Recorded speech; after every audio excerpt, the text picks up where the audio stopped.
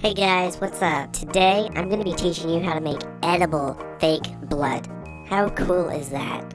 It's really easy to make. You only need a few ingredients and I almost guarantee you have them in your house right now. So let's go ahead and get started. But first I'd like to thank my subscribers that gave me this idea. If you have an idea you want me to do, leave it in the comment section and I'll do it. And feel free to let me know what you think of this idea. Leave a thumbs up if you liked it, and if not, that's okay. So I'm just going to go ahead and pour this into a measuring cup, make sure it's exact. 16 ounces, there we go. It's super fluffy. Looks so cool. It's like a cloud.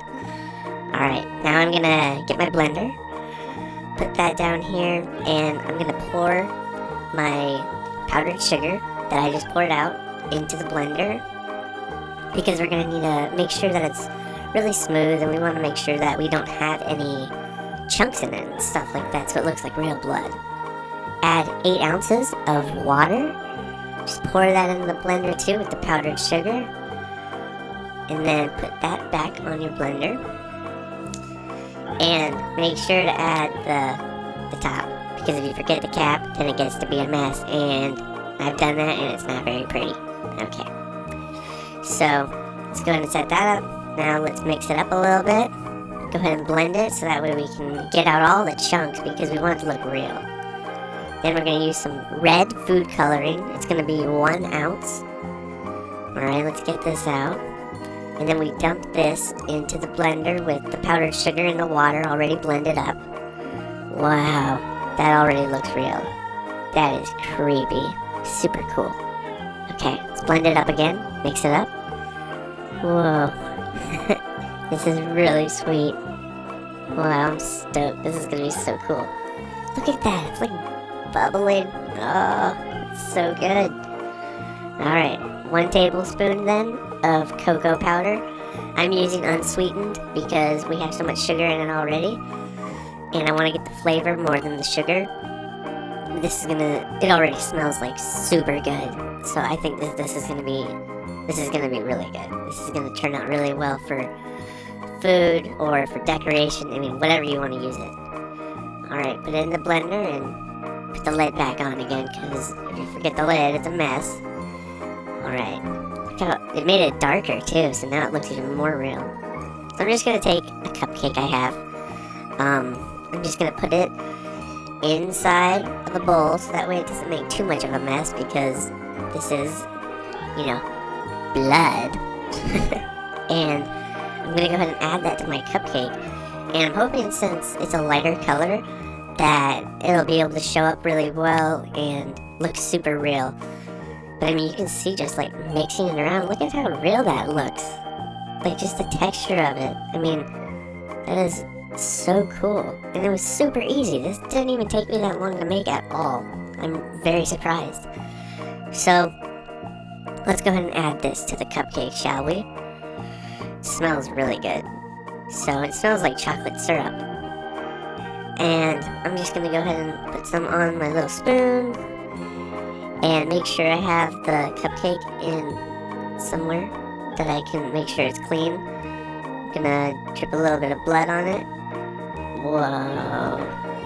Look at this. Look at this. This is so cool. It looks so real. Whoa. Alright, see, this is why I put it in that bowl, that little clean spot that I was talking about, so that way when I spill some off of it, it won't stain the counter or anything bad and make my parents mad. Look at how real it looks. Even up close, it's just like the detail and the texture and how it's darker and thicker spots, and it's not too watery. Wow. It feels real too. It's cool. I wonder if this would work well for a prank. I'm gonna go ahead and try and do my best at drawing a scab on my hand, or a cut.